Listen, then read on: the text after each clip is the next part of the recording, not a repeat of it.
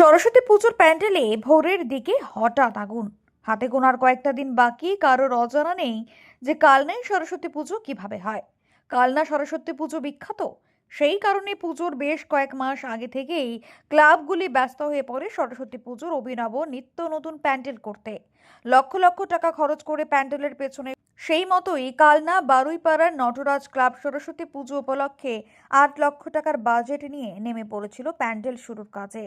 দুর্ভাগ্যবশত ভোরের দিকে সকলে যখন ঘুমে মগ্ন, আনুমানিক ভোর 4টের সময় এলাকাবাসীরা দেখতে পায় প্যান্ডেলে জ্বলছে দাউ দাউ করে আগুন। খবর দেওয়া হয় সঙ্গে সঙ্গে দমকল বাহিনীকে। দমকল বাহিনীর 2টি ইঞ্জিন এসে আগুন নিয়ন্ত্রণে আনে। তবে কিভাবে আগুন লাগলো এখনো পর্যন্ত জানা যায়নি। ভোর 4টের সময় বাড়িতে ডাকাডাকি যে ক্লাবের প্যান্ডেলে আগুন লেগে গেছে।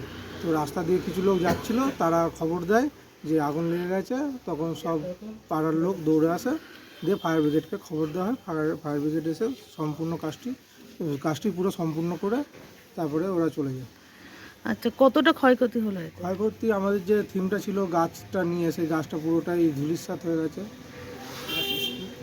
এটা কি কাউকে কি সন্দেহ করছেন? না, সেরকম তো কোনো কারোর সঙ্গে মতবিরোধ কিছু হয়নি, সন্দেহ করার কোনো প্রশ্নও আসছে না, কিন্তু বোঝা যাচ্ছে না কী থেকে কী হলো। এখন ইলেকট্রিকের আগুন বা ইলেকট্রিকের আগুন তো হবে না, কারণ গাছে যে তারটা দেওয়া আছে সেই তারটার সঙ্গে কোনো ইলেকট্রিকের সংযোগ করা নেই। আর যা তার আছে বাইরে দিয়ে আছে, সেই তারগুলোই তো কোনো ক্ষয়ক্ষতি কিছু হয়নি। তা এখন সাধারণত বোঝা যাচ্ছে না কী থেকে কী হলো।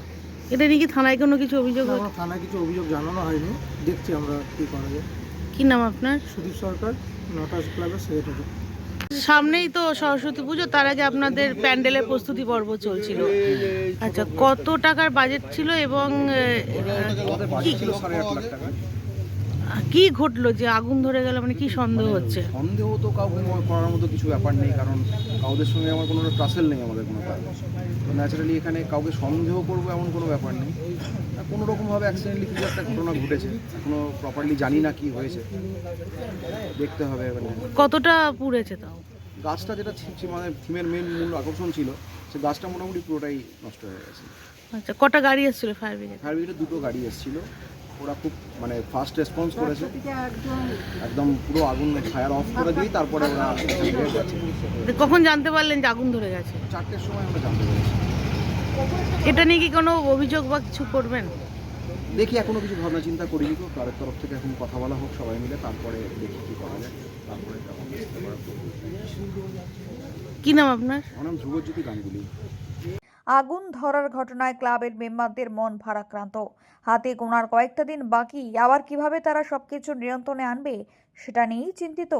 কিভাবে এই ক্ষয়ক্ষতি পূরণ হবে সেটা এখন ক্লাবের কর্মকর্তাদের মাথার মধ্যে ঘুরপাক খাচ্ছে। Bureau report, Memari update news.